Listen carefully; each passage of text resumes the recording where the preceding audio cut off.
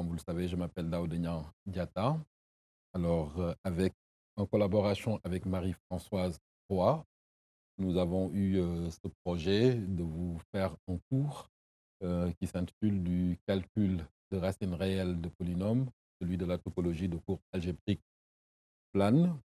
Alors, ce cours correspond à des préliminaires pour la lecture de notre dernier papier. Et j'en profite également pour remercier le CIRM et l'ICTP, le CIRM, l'ICTP et le SIMPA, sans qui ce long séjour qui se conclut par ce cours n'aurait peut-être pas eu dans d'aussi bonnes conditions. Donc voilà, ce deuxième cours qui arrive après celui de Marie-Françoise porte essentiellement sur l'isolation de racines réelles. Et nous y aborderons trois algorithmes d'isolation de racines réelles, celle dite de Sturm, celle dite de Descartes classique, et la toute dernière qui est une combinaison de l'algorithme de Descartes et de l'itérateur de Newton qui sert à approximer les nombres réels. Alors, vous approximez les racines de fonctions en général, même dérivables.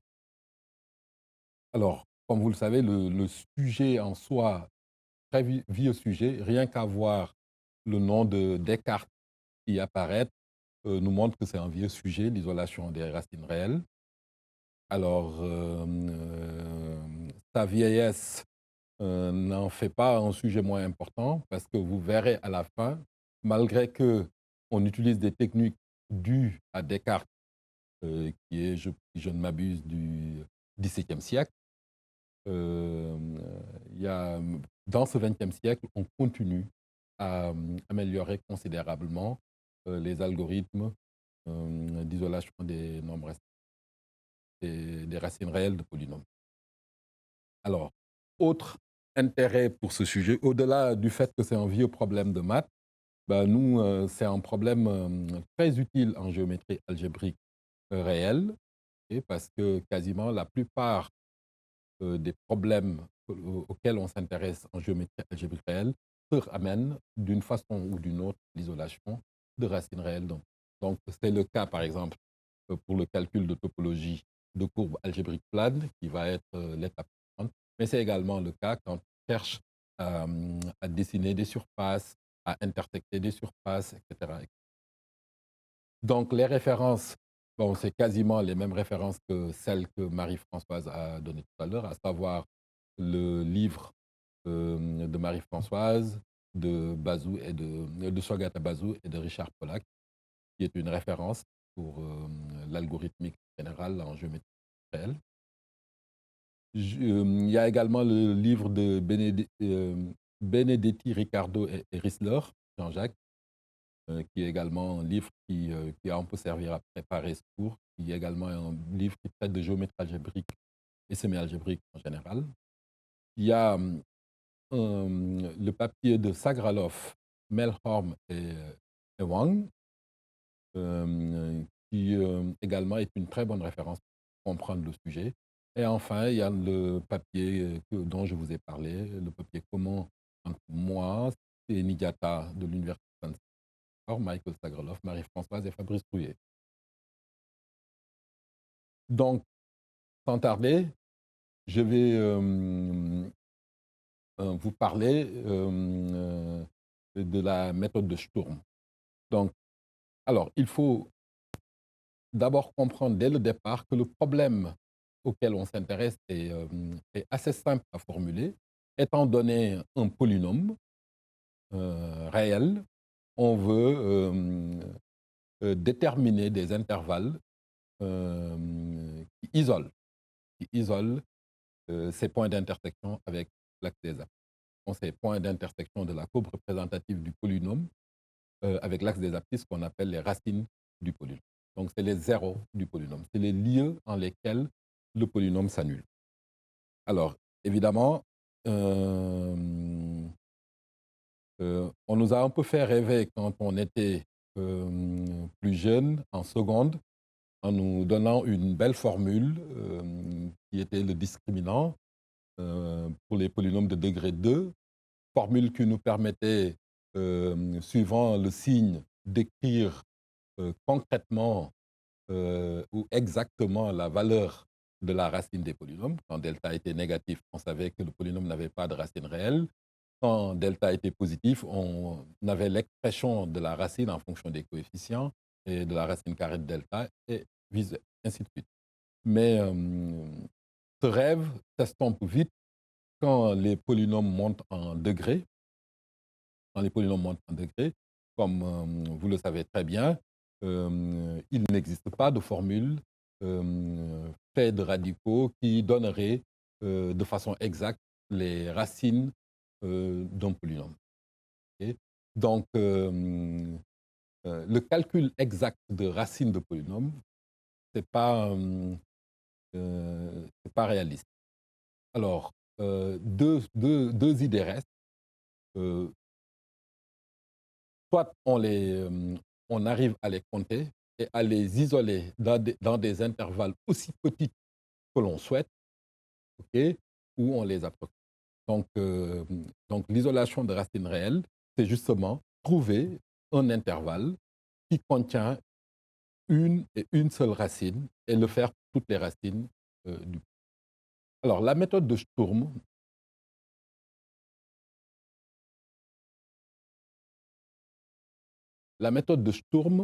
est basée sur deux idées. L'idée de variation de signes d'une séquence de nombres et le concept de suite de Sturm associé à un polynôme. Alors, qu'est-ce qu'une suite de Sturm associée à un polynôme? Une suite de Sturm associée à un polynôme, c'est une suite finie de polynômes qui vérifie quatre conditions. Les quatre conditions sont les suivantes. Le premier élément de la suite, c'est le polynôme lui-même. Et le dernier élément de la suite ne doit pas s'annuler sur l'intervalle AB qu'on s'est donné. Et outre ces deux conditions, on a deux autres conditions qui sont les suivantes.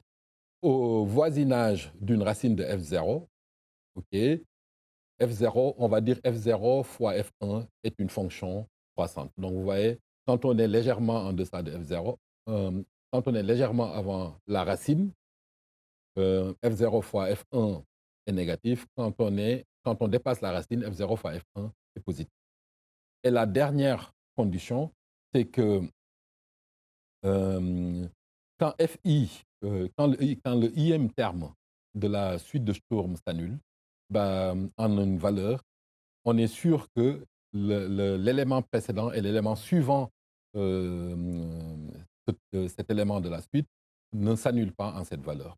Autrement dit, en fait, euh, les, euh, les, euh, les, euh, les éléments de la suite de Sturm ne partagent pas de racines communes. Donc voilà, défini de façon très analytique ce qu'est une suite de Sturm. Donc, la méthode de Sturm se base également sur la notion de variation d'une séquence de nombres réels. La variation d'une séquence de nombres réels, c'est le nombre de changements de signes observés sur la séquence de nombres réels. C'est-à-dire, on parcourt la séquence, par exemple ici A égale A0 jusqu'à AN. On regarde, en parcourant de A0 jusqu'à AN, combien de fois on a de changements de signes. Et c'est ce nombre de changements de signes qu'on appelle la variation de la séquence. Alors, on considère la fonction dite de comptage de Sturm associée à P, qui est une fonction à valeur entière, qui, à un réel X, associe la variation de l'évaluation de la suite de Sturm en X. C'est-à-dire, je prends la suite de Sturm, je l'évalue en X et je regarde la variation, le nombre de variations. Et le nombre de variations nous donne cette fonction qu'on appelle la fonction de comptage de Sturm. On verra pourquoi on l'appelle fonction de comptage dans le transparent suivant. Alors, voilà le théorème de Sturm. Le théorème de Sturm nous dit, si on a une suite de Sturm définie avec les contraintes que vous voyez ici, c'est-à-dire F0 égale P, Fs ne s'annule pas, F0 fois F1 est une fonction croissante et les Fi n'ont pas de racine commune, alors la variation satisfait les choses suivantes. Le nombre de racines réelles de P est égal à la variation de la séquence de l'évaluation de la fonction de comptage de Sturm en moins l'infini moins son évaluation en plus l'infini. De plus, si on se donnait un intervalle AB ouvert, il suffirait d'évaluer la fonction de comptage en A moins son évaluation en B pour avoir le nombre de racines du polynôme P qui se trouve dans l'intervalle AB. Autrement dit, la fonction qu'on avait appelée tout à l'heure fonction de comptage de Sturm nous permet de compter sur un intervalle donné le nombre de racines réelles du polynôme. Alors, l'idée principale de la preuve du théorème de Sturm est le fait que, en fait, la fonction de comptage WP est une fonction en escalier décroissante avec des marches de hauteur 1 situées exactement aux racines de P. C'est-à-dire la suite de Sturm telle qu'on l'a définie plus tard et la fonction de comptage WP telle qu'on l'a définie ici vérifie cette propriété. C'est une fonction en escalier avec des marches de hauteur 1 situées exactement aux racines de P. Évidemment, on comprend que si WP est une fonction en escalier avec des marches de hauteur 1 situées exactement aux racines, en comptant le nombre de marches qu'on a descendues, on compte exactement le nombre de racines du polynôme. Alors, ici, en lieu et place d'une preuve mathématique que vous trouverez dans le livre de Jean-Jacques Chrysler, je vous montre ici comment la preuve fonctionne sur un exemple d'une suite de Sturm de 4 éléments. Alors, donc, quels sont les lieux? En fait, si on regarde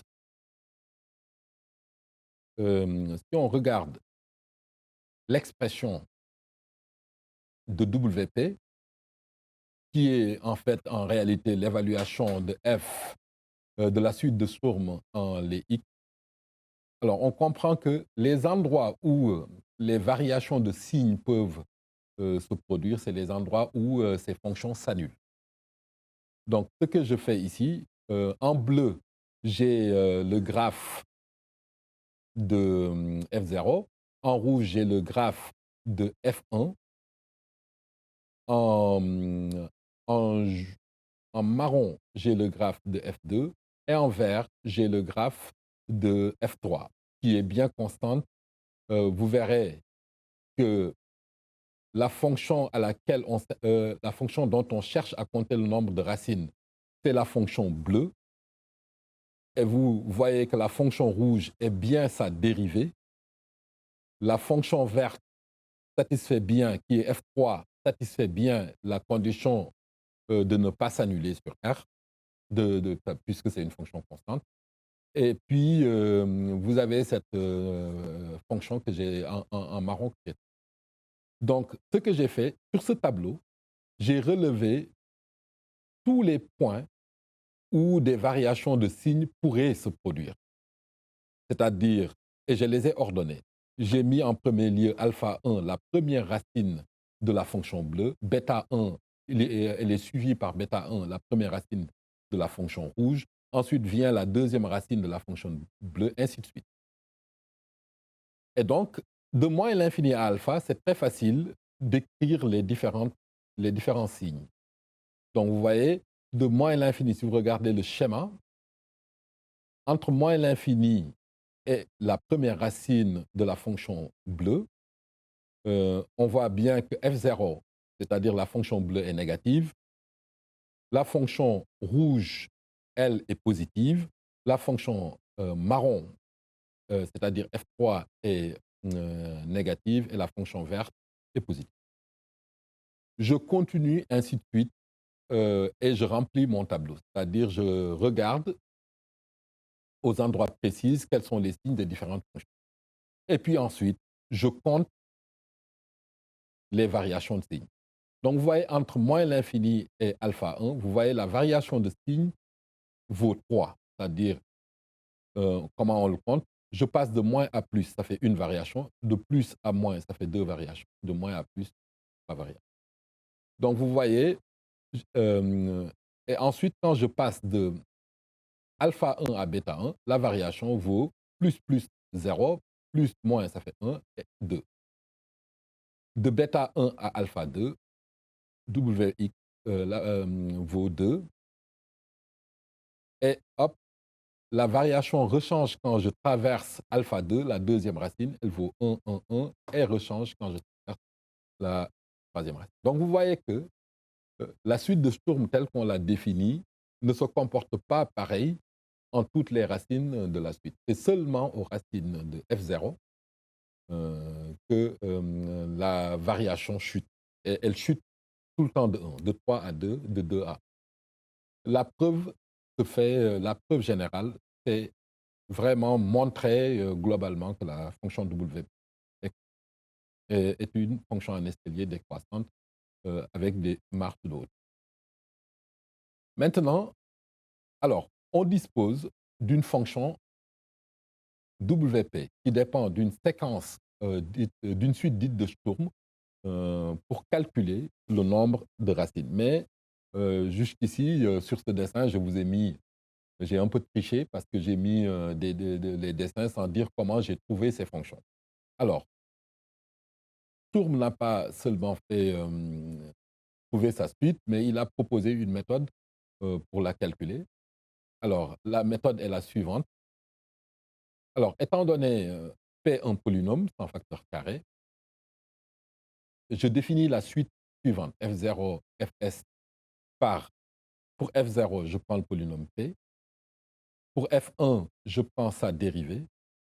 Et entre 2 et s, quand i est supérieur ou égal à 2, je prends pour fi l'opposé du reste de la division euclidienne de fi-2 par fi-1. Et je m'arrête naturellement au dernier reste non nul. OK? Alors, évidemment, et je m'arrête au dernier reste non nul qui existe puisque les deux polynômes sont premiers entre eux. Le polynôme étant sans facteur carré, la suite, les restes successifs mènent au PGDC, puisque P est sans facteur carré, P et P' sont premiers entre eux, donc il existe bien un dernier reste qui va être constant non nul, et c'est là où je m'arrête. Et la séquence FS, c'est vraiment les opposés des restes. Et que démontre Sturm? Sturm démontre que cette séquence est une séquence de Sturm.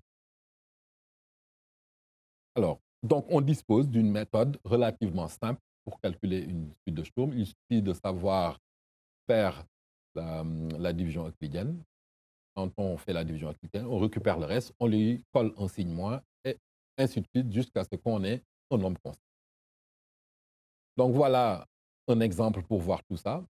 On se donne un polynôme Q qui vaut x5 plus 2x4 moins 5x4, moins 5x3 plus 8x carré, et on calcule par division euclidienne les fonctions f1, f2, f3. Une fois calculé, on calcule WQ de plus l'infini, on trouve 1, et WQ. Alors, je rappelle que, bon, je suis passé un peu vite là-dessus. Quand on calcule la variation en plus l'infini, ça revient juste à prendre la variation des coefficients dominants. Quand on calcule la variation en moins l'infini, on substitue x par moins x et on reprend les coefficients dominants. Et donc, on voit que le polynôme Q a 3 racines. OK?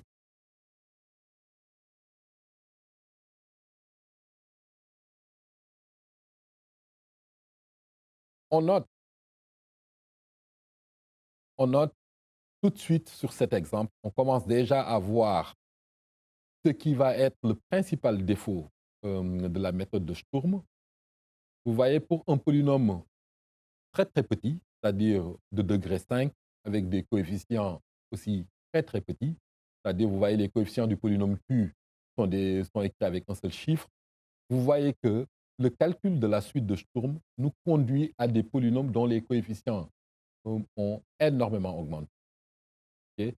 Ce phénomène qu'on observe ici déjà pour un petit polynôme va être le principal défaut de la méthode de Sturm, car les séquences de Sturm vont garder de bons degrés, mais avec des coefficients qui grossissent terriblement. Et ça va poser des problèmes pour calculer avec, pour les stocker, etc. Donc, maintenant qu'on dispose d'une fonction WP qui nous permet de compter le nombre de racines dans un intervalle quelconque, AB, alors on va pouvoir passer à l'algorithme d'isolation par la méthode de Sturm. Elle est très simple, l'algorithme d'isolation. En fait, l'idée est le suivant, c'est que j'ai un intervalle, il contient n racines, je vais couper l'intervalle au milieu. Je compte le nombre de racines dans les deux nouveaux intervalles que j'ai. Si si le nombre vaut 1, je conclus que l'intervalle isole vraiment une racine. Si le nombre vaut 0, je conclus que l'intervalle ne contient pas de racine. Si le nombre est supérieur à 1, bah, je poursuis la subdivision. L'intervalle contient plus de racines, donc je peux encore la découper. C'est la classique méthode de dichotomie. Alors, pourquoi pourquoi sommes-nous sûrs que cette dichotomie va finir par s'arrêter? Bah, la réponse, on la trouve dans le premier cours, puis euh, le cours de Marie-Françoise, et c'est le séparateur qui nous le dit. En fait, dans ce cours, Marie-Françoise nous rappelait que deux racines, donc quand on a un polynôme, les racines ne peuvent pas, c'est-à-dire les distances entre les racines sont contrôlées. Dès lors qu'on dès lors qu'un polynôme est donné par ses coefficients et son degré, il y a une distance minimale fixée entre les racines. C'est cette distance minimale qu'on appelle le séparateur. Évidemment, nous, on est en train de... une autre façon de comprendre cette notion de séparateur, il faut comprendre que tout intervalle plus petit que le séparateur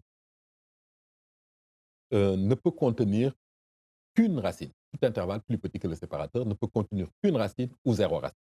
Il ne peut pas contenir deux racines. Parce que si jamais cet intervalle contenait deux racines, il contredirait le fait que le séparateur est la distance la plus petite qui sépare deux racines. Donc, pourquoi l'algorithme de subdivision tel que de Sturm, tel que je vous l'ai décrit, va terminer? Ben parce qu'il arrivera à un moment donné où les intervalles qu'on découpe seront tellement petits qu'ils seront plus petits que le séparateur et on s'arrête. Donc, c'est vraiment cette notion de séparateur qui garantit l'arrêt de cet algorithme de dichotomie. Donc voilà.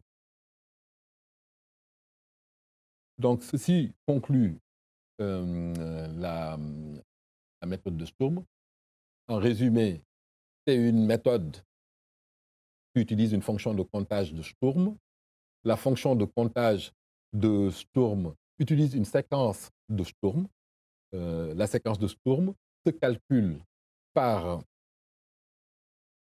par l'algorithme d'Euclide.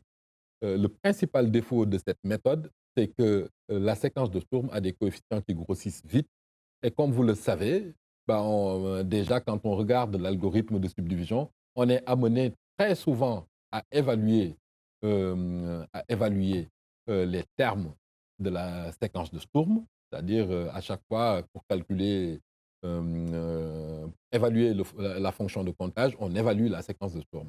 Et évaluer un polynôme qui va avoir des coefficients qui explosent, ça coûte cher, et c'est le principal défaut de l'algorithme de Sturm. Alors, à côté de l'algorithme de Sturm, il y a l'algorithme, heu, il y a, hem, il y a l'isolation par la méthode, hem, on va dire des méthodes hem, liées, à la règle des signes de Descartes. Alors, ici, on se donne un polynôme P, un intervalle I de R et une fonction, var P de I, qui va de I dans R. Et on note NPI, le nombre de racines réelles de P dans l'intervalle. C'est donné en intervalle, une fonction de l'intervalle à valeur dans N et une notation, c'est-à-dire étant donné un intervalle, NPI nous donne le nombre de racines de P dans l'intervalle. On appellera fonction de comptage de Descartes. On dira que var I est une fonction de comptage de Descartes associée à P. Hein, j'aurais dû ajouter associée à P sur l'intervalle I si elle satisfait les deux conditions suivantes. C'est-à-dire l'évaluation de var P en I majore le nombre de racines et var P en I est la variation var P en I et le nombre de racines de P dans I sont de même parité. Okay. Le fait d'écrire NPI égale var P de I modulo 2, ça veut juste dire que var P de I et NP de I ont la même parité. Donc, une fonction de comptage de Descartes, c'est une fonction évaluée en I majore le nombre de racines et a la même parité que le nombre de racines. Alors, ce qu'il faut tout de suite remarquer, c'est que la fonction de comptage de Descartes, si on a une fonction de comptage de Descartes, si la variation sur un intervalle est inférieur ou égal à 1, alors le nombre de racines sur l'intervalle est égal à la variation.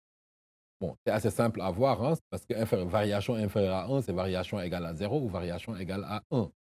Si la variation vaut 0, ok, le seul nombre plus petit que 0 et le seul nombre positif plus petit que 0 qui a la même parité, c'est 0. Donc, on comprend que le nombre de racines va être 0. Si la variation est 1, le seul nombre positif plus petit que 1 et qui a la même parité que 1, c'est 1 encore. Donc, vous voyez, la fonction de comptage, contrairement à la fonction de comptage de Sturm, qui donnait exactement le nombre de racines sur un intervalle, la fonction de comptage de Descartes donne une majoration, donne des informations sur le nombre de racines. Il nous dit que le nombre de racines ne peut pas dépasser 1 et nous donne une information de parité.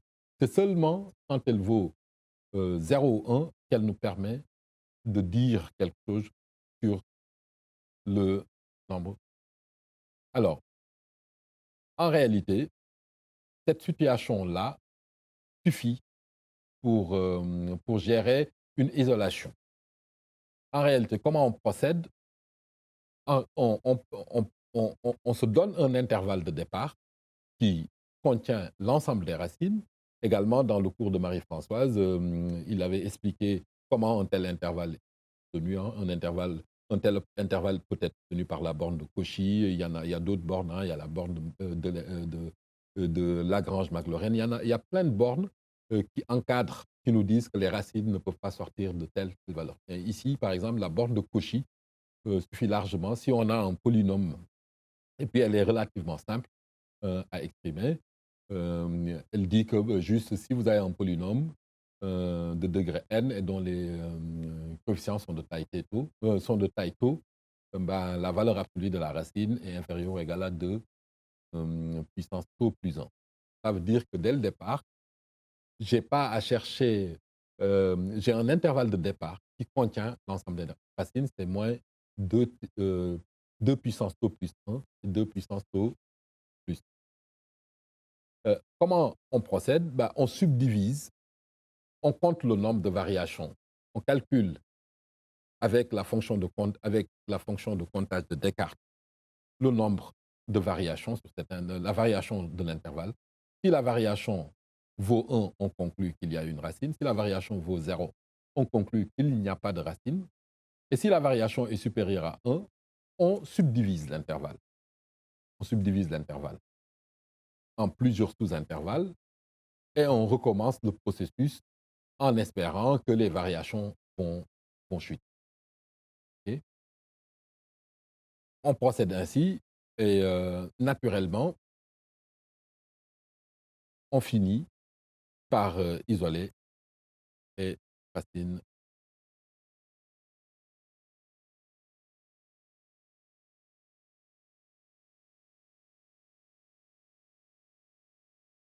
On finit par isoler les racines.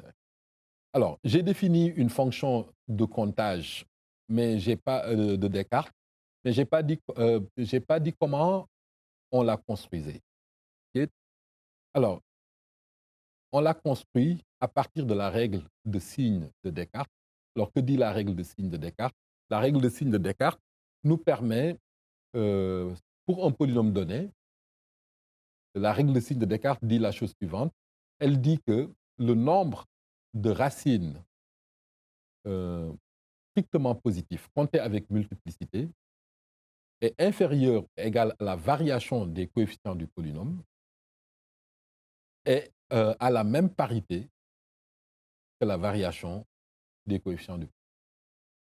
Alors, évidemment, ça ressemble beaucoup à une fonction de comptage de Newton, de Descartes, mais ça n'est pas encore une. Parce que, bon, en fait, cette fonction-là, elle ne compte que le nombre de racines sur 0 plus l'infini. Elle ne permet pas de compter le nombre de racines sur tout intervalle. Et vu la stratégie qu'on a de subdiviser, il nous faut une fonction qui permet de compter le nombre de racines, qui permet de compter la variation, qui permet de compter le nombre de racines sur chaque intervalle. Alors, euh, hum, ce que l'on fait, c'est qu'on fait subir, ok, on fait subir à notre polynôme une transformation de Mobius, ok, et la transformation de Mobius c'est une transformation bijective qui a le bon goût de renvoyer les racines d'un polynôme qui serait entre A et B,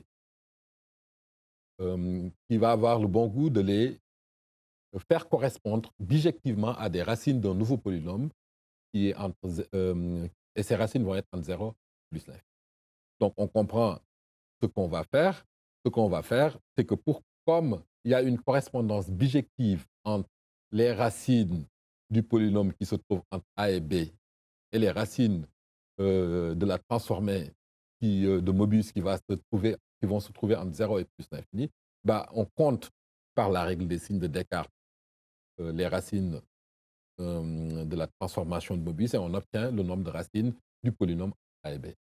Et c'est ainsi qu'on fabrique une vraie fonction de comptage telle qu'on l'a définie et c'est l'objet de la proposition 11. Que dit la proposition 11? Elle dit que ben, si je prends, si je fais subir à un polynôme une transformation de Mobius sur I, la variation des coefficients de Mobius permet de construire, la variation des coefficients du polynôme de Mobius permet de construire une fonction de comptage. Alors, donc, on dispose maintenant d'une fonction de comptage et hop, on regarde ce que fait l'algorithme. On peut dérouler l'algorithme dit classique de Descartes, l'algorithme d'isolation classique de Descartes. Alors, l'algorithme d'isolation classique de Descartes, alors, peut-être je vais insister ici sur le fait que euh, l'algorithme classique de Descartes fait une bisection, tout bêtement. C'est-à-dire, qu'est-ce qu'elle fait? Elle prend un intervalle i, la divise en deux, compte la variation sur i1, compte la variation sur i2 et regarde qu'est-ce qu'elle vaut. Si la variation vaut 0, elle conclut que l'intervalle ne contient pas de racine. Si la variation vaut 1, elle conclut que l'algorithme conclut qu'il n'y a qu'une racine. Si la variation est supérieure à 1, l'algorithme poursuit la subdivision de l'intervalle. Évidemment, ce qui fait que cet algorithme s'arrêtera, elle s'arrête pour les mêmes raisons, c'est le fait qu'au-delà du séparateur, il n'y a plus intérêt à subdiviser. On comprend qu'on a toutes les racines.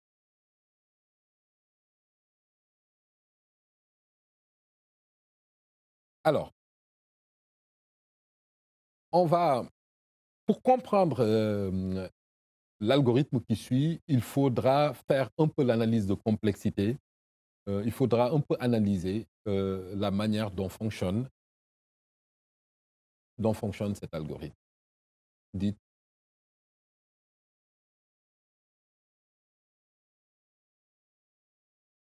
La manière dont fonctionne cet algorithme classique d'isolation de Descartes. En réalité, pour ce faire, il faut analyser l'arbre de récursion de l'algorithme d'isolation. Donc, on comprend tous que l'algorithme d'isolation part d'un intervalle I0, obtenu par la borne, en exploitant la borne de Cauchy. Qu'est-ce qu'elle fait? Elle subdivise successivement les intervalles et forme un arbre qu'on appelle l'arbre de récursion généré par l'algorithme d'isolation. Alors, la proposition 13 nous dit que la profondeur de l'arbre de récursion de l'algorithme de Descartes classique est de O tilde n tau. En fait, en réalité, c'est le logarithme de la longueur de l'intervalle initial sur sigma p. Alors ça, je vais aller un peu au tableau pour juste vous le faire voir. Ce n'est pas très compliqué.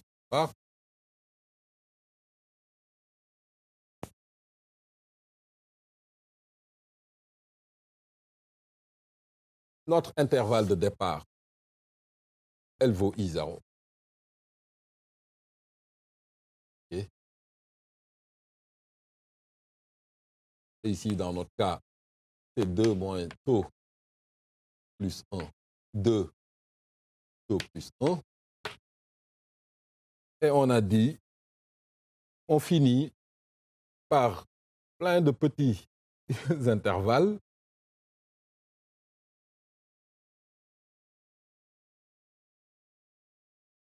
Okay. Évidemment, tous ces petits intervalles sont des sous-intervalles. Je devrais faire comme ça. Tous ces petits intervalles sont des sous-intervalles de I0. OK? Ce que je n'ai pas dessiné, les parties que je n'ai pas dessinées, c'est les parties qui ne contiendraient pas de racines qu'on a jetées. OK? Alors, évidemment, l'algorithme s'est arrêté quand on a atteint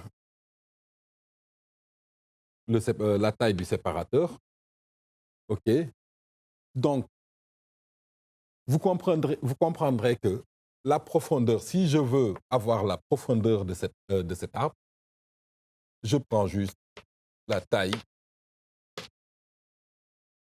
Je prends la taille de mon intervalle de départ que je divise par la taille du séparateur, du dernier intervalle. Ça me donne la profondeur. Et évidemment, cette profondeur est en O tilde de n tau. En fait, vous voyez ici, en réalité, cette profondeur, c'est en O de n tau plus log 2 de n. Mais la notation O tilde, c'est vraiment la même notation, seulement on néglige les facteurs. C'est un grand taux c'est un grand taux où on néglige les facteurs logarithmiques. Okay? Donc, on a juste négligé log de n et faire passer la notation de O à O tilde. OK? Donc, la profondeur de l'arbre, c'est un O tilde de n taux. OK? Alors, la proposition 14 nous donne une information. Il nous dit que quand vous avez, deux sous-intervalles disjoints d'un même intervalle, la somme de leurs variations est toujours inférieure ou égale à la variation de l'intervalle. Et cette proposition nous permet de voir que sur un niveau de récursion, il ne peut y avoir plus de n sur 2 intervalles i avec des variations supérieures ou égales à 2. Pourquoi? Parce que si j'ai plus de n2, si j'ai plus de n sur 2 intervalles avec des variations supérieures à, supérieures à 2, la somme des variations va dépasser n, ce qui n'est pas possible parce que bah, la variation est majorée par le degré.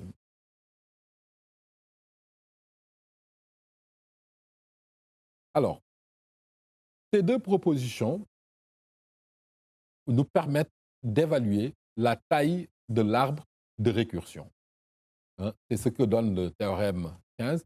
Le théorème 15 nous dit que, en fait, notre arbre de récursion est de taille O tilde de n2 taux. OK? Alors, cette information est hyper importante parce que quand on regarde, quand on comprend comment fonctionne l'algorithme de Descartes, c'est-à-dire l'algorithme de Descartes, euh, calcule, fait des calculs au nœud de cet arbre de récursion. Donc, c'est important d'en connaître la taille pour connaître la complexité de l'algorithme.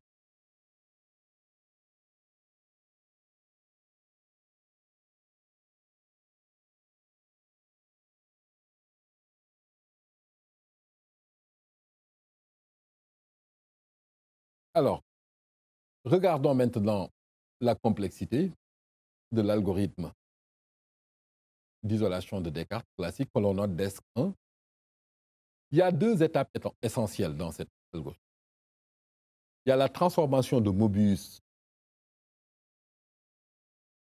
de P, évidemment, et il y a l'évaluation du polynôme au nœud, au nœud de l'arbre.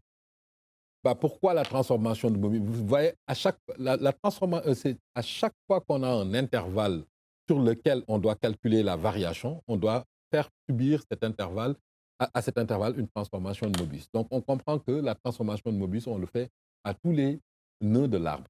Pareil, à chaque fois qu'on a subdivisé un intervalle, on doit évaluer si le point de subdivision n'est pas elle-même une racine. Donc, on comprend que vraiment l'évaluation également se passe tous les nœuds. Donc, la taille,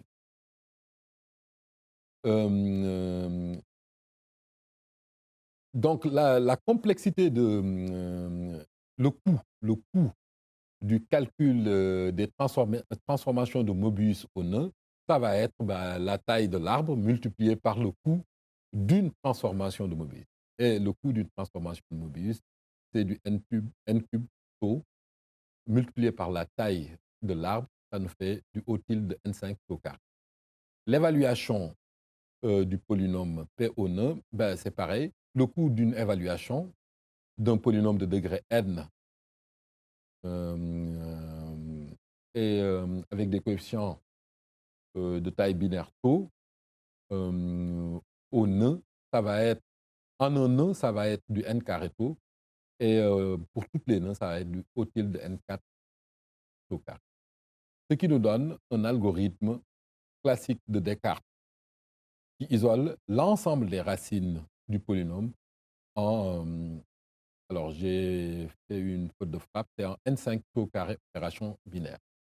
Ici, la complexité, parce que vous voyez bien, euh, la transformation de Mobius coûte un peu plus cher, c'est du n5. Alors, alors, à présent, nous passons à l'algorithme d'isolation dite DESC2, dû à Stagralov. C'est un algorithme très, très récent et qui améliore, qui analyse finement l'algorithme classique de Descartes et l'améliore drastiquement. Alors, il y a deux idées, hein. Le papier lui-même, le papier dans lequel Stagralov explique le mieux l'idée de cet algorithme. Ce papier s'appelle When Newton meet Descartes. Hélas, ce n'est pas dans ce papier qu'on trouve la meilleure complexité de l'algorithme. Moi, je considère que ce papier-là, When Newton meet Descartes, c'est le papier qui permet de comprendre l'algorithme. Et il y a un deuxième papier, c'est celui qu'on cite en référence, qui permet vraiment d'en comprendre l'analyse de complexité. Alors, il y a deux idées majeures. C'est-à-dire, pour améliorer, l'algorithme classique de Descartes, Stagralov invite Newton dans le jeu pour réduire la taille de l'arbre de récursion. On l'a vu précédemment. En fait, la taille de l'arbre de récursion constitue vraiment l'épine dorsale de la méthode parce que la taille, toutes les opérations que nous le faisons en tous les nœuds de l'arbre de récursion. Donc, le fait qu'elle soit de grande taille, c'est un nœud. D'autant plus que, en fait, sa taille est anormalement grande par rapport à la taille de la sortie. Pourquoi anormalement, entre guillemets? Parce que nous savons tous qu'on a un polynôme de degré. On s'est donné au départ un polynôme de degré n avec des coefficients de taille binaire tau. Ce polynôme aura au maximum, au grand maximum, n racines réelles, au grand maximum. Il a exactement n racines complexes, si on les compte avec nous. Donc, nous, pour aller chercher n intervalles, au maximum n intervalles d'isolation, on s'est mis à nous questionner sur un ordre de grandeur de n carré taux intervalle. C'est ça le constat. Alors, donc, Stagralov considère que ce n'est pas normal et il décide d'aller en profondeur pour comprendre qu'est-ce qui fait qu'on fait autant de subdivisions pour ensuite l'en retenir. On fait O tilde n carré taux subdivision pour ensuite n'en retenir que O de n. Mais la deuxième idée qu'il note, et c'est cette idée que Marie-Françoise en a parlé, c'est l'amortissement des tailles des intervalles d'isolation. C'est-à-dire, en réalité, quand on fait l'isolation des racines, on ne souffre pas de la même manière suivant les racines qu'on essaie d'isoler. C'est-à-dire, quand on est dans une zone où les racines sont très proches, l'isolation va coûter un peu plus cher, on va dire. Le séparateur local est très petit. Mais quand on est dans des zones où les racines sont plus ou moins éloignées, l'isolation se passe très vite. Et il y a deux idées. C'est que toutes les racines ne peuvent pas être toutes proches. Et donc, du coup, on paye à des endroits chers et ailleurs, on paye un peu moins cher. Stagralov exploite ces deux idées pour faire rythme.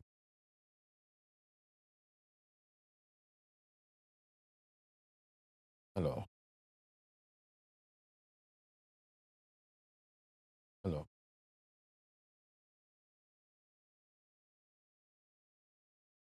voilà.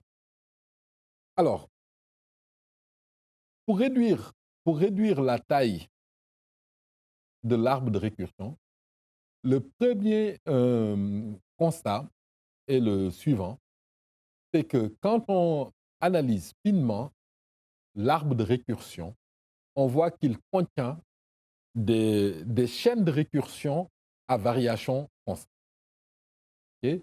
C'est-à-dire, on peut être en train pendant longtemps de subdiviser 2 minutes.